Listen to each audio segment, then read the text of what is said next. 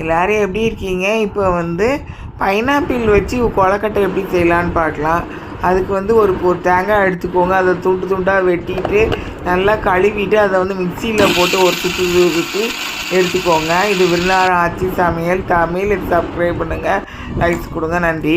அப்புறம் ஒரு பைனாப்பிள் எடுத்துக்கோங்க. அந்த பைனாப்பிளை எடுத்து அதில் தோலெல்லாம் சீவி எடுத்துக்கோங்க. மேலே இருக்கிற அந்த இலை மாதிரி இருக்கிறது அதையும் எடுத்து கீழே போட்டுருங்க. அதுக்கப்புறம் இந்த பைனாப்பிளை இந்த மாதிரி துண்டு துண்டாக வெட்டிட்டு அதுக்கப்புறம் நடுவில் ஒரு கட்டை மாதிரி இருக்கும், அதெல்லாம் எடுத்து கீழே போட்டுருங்க. இந்த வெட்டும் போது இந்த மாதிரி பைனாப்பிளை வெட்டி எடுத்துக்கோங்க. சுற்றி வர வெட்டிட்டு நடுவில் இருக்கிற அந்த கட்டையை மட்டும் எடுத்து கீழே போட்டுருங்க. அதுக்கப்புறம் இந்த மாதிரி நல்லா துண்டு துண்டாக வெட்டி எடுத்து தனியாக ஒரு இடமா வச்சுக்கோங்க. அதுக்கப்புறம் அந்த பைனாப்பிளெல்லாம் எடுத்து தனியாக வச்சுட்டு கடாயில் 2 கப்பு தண்ணி எடுத்து ஊற்றிக்கோங்க. ஒரு 1/2 லிட்டருக்கு தண்ணி எடுத்து ஊற்றிட்டு அதே 1/2 லிட்டரில் 1/4 கிலோ சீனி எடுத்துக்கோங்க. வெள்ளை சீனி தண்ணி நல்லா கொதிச்சதுக்கப்புறம் அந்த சீனியை எடுத்து அதில் போட்டுக்கோங்க. தண்ணி 2 பங்குனா சீனி 1 பங்கு தான் போடணும்.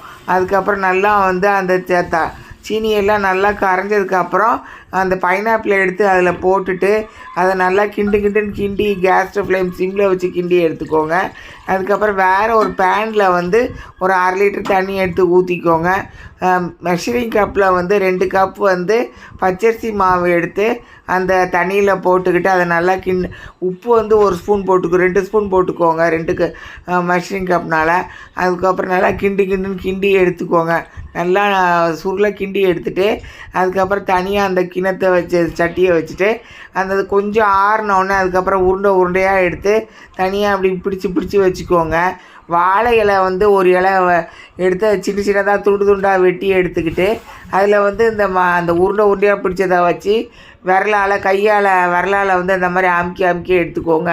நல்லா அமுக்கி எடுத்துகிட்டு அதுக்கப்புறம் நம்ம பைனாப்பிள் சீனியெல்லாம் போட்டு தேங்காயெல்லாம் போட்டு வச்சுருக்கோம்ல, அதை எடுத்து அது நடுவில் வச்சுட்டு அந்த வாழை இலையை 2ஆக மடிச்சுக்கோங்க. 2ஆக மடிச்சுட்டு அதை எடுத்து அந்த இட்லி சட்டியில் வச்சுருங்க.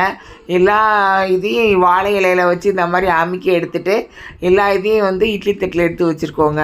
அதுக்கப்புறம் இட்லி அவிக்கிற மாதிரி அதை நல்லா மூடி வச்சுட்டு இட்லி அவிக்கிற மாதிரி கேஸ் ஃப்ளேம் ஃபுல்லாக வச்சுட்டு தண்ணி உள்ள நிறைய தண்ணி ஊற்றிட்டு அதுக்கப்புறம் இட்லி தட்டை அது மேலே வச்சுட்டு அதுக்கப்புறம் அந்த வாழை இலையும் சேர்த்து அந்த கொழுக்கட்டையை அப்படியே அவிச்சு எடுத்துருங்க.